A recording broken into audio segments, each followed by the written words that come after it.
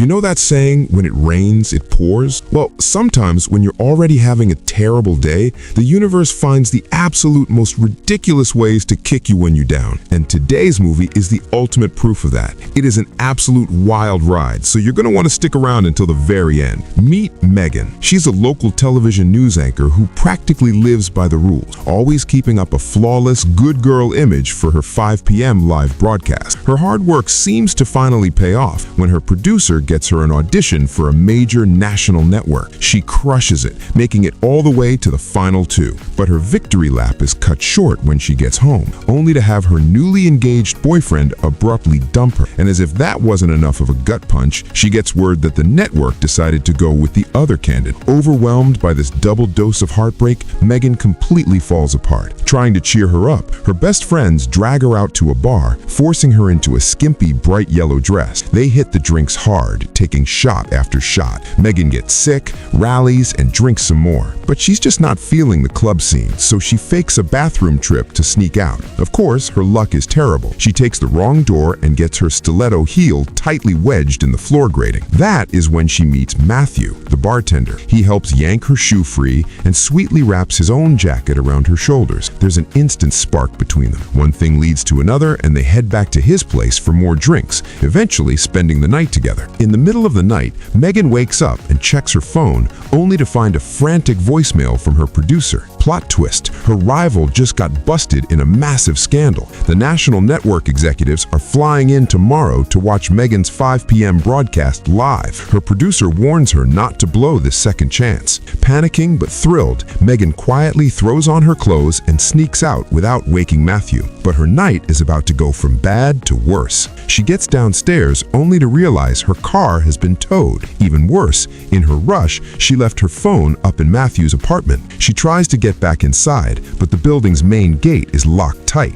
and to top it off, she has no idea what his apartment number is. Stranded, she hits the pavement in her high heels and manages to flag down a cab. The cab driver barely speaks any English. Instead of taking her to the city impound lot, he drops her off in the completely wrong part of town. To make matters worse, Megan realizes she doesn't have a single dime on her. The driver takes one look at her revealing outfit, assumes she's a working girl, and demands a striptease as payment for the ride. Thinking on her feet, Megan fakes going along with it, waits for the right moment, and bolts from the cab. But her escape route takes her straight into a sketchy red light district. Seeing her wandering around in a tight yellow dress, everyone immediately assumes she's a lady of the night. The actual streetwalkers think she's trying to steal their turf and aggressively curse her out. The commotion catches the attention of a passing police patrol, who also assumes she's just a drunk escort causing trouble. Terrified of ruining her public image, Megan keeps her mouth shut and hides her face. Once the cops leave, she stumbles upon a public payphone, only to find out it's broken. Just then, she spots a street dealer and tries to ask him to borrow his cell phone. But before she can get a word out, police sirens wail in the distance,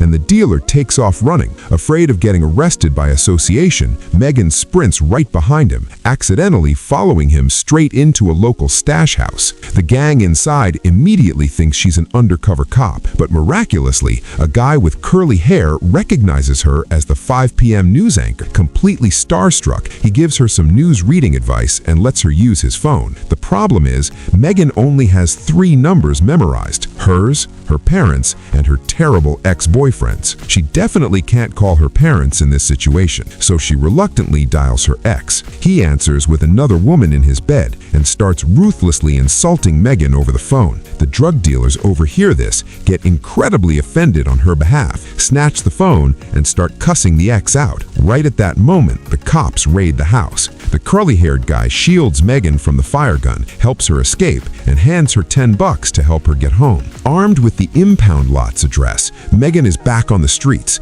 but everyone who looks at her still thinks she's a streetwalker. She boards a city bus, but she's $1.50 short on the fare. An angry older woman insults her, and the driver kicks her to the curb. Desperate, she ducks into a church for help. The priest tells her he'll give her the bus fare if she sings a hymn. She sings, but the conservative congregation takes one look at her wild appearance, labels her a complete lunatic, and chases her out of the building. Running out of options, Megan decides to steal a bicycle parked on the sidewalk. Unfortunately, the kid who owns it catches her red-handed. She begs to borrow it, but the bratty kid demands she flash him in exchange for the bike. Having absolutely none of it, she just shoves the kid over, grabs the bike, and pedals for her life. When she spots more cops down the road, she panics and ducks into a local spa to hide. To blend in, she steals a staff uniform, but her cover works a little too well, and she's ordered to go massage a client. She walks into the room and horror strikes. The client is the creepy cab driver from earlier. Terrified, Megan makes another mad dash out the door. Finally, she arrives at the tow company's impound lot. She just wants to grab her purse from her car, but the front desk staff refuses to let her in without an ID, telling her she'll have to pay a $500 bribe to bend the rules.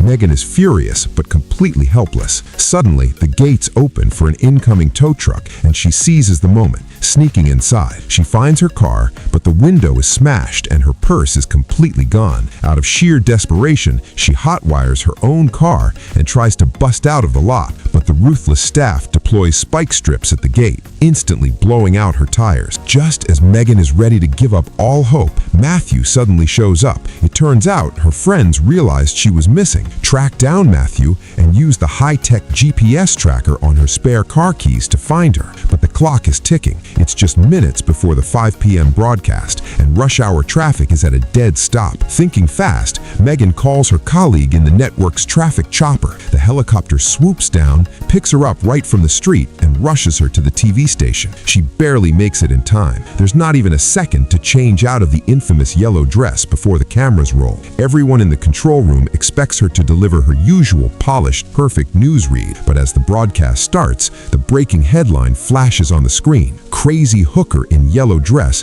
goes on city rampage. Megan freezes as she sees her own photo on the monitor. Taking a deep breath, she completely abandons the script. Right there on live television, she confesses that the girl in the picture is her. She strips off Matthew's jacket and delivers a raw, passionate, and fiercely honest speech about her chaotic night. She even gives a live shout-out to her friends and the drug dealers who actually had her back when she needed them most. The national network executives watching the broadcast are absolutely blown away by her unscripted, reality TV-style monologue, and they instantly give her the prime-time job. So, after the single most insane day of her life, Megan not just lands her dream career, she also finds genuine love with Matthew. So what about you guys? What was the absolute worst or unluckiest day of your life? Let me know down in the comments. That is it for today's movie. If you enjoyed the video, don't forget to hit that subscribe button, and I'll see you in the next one.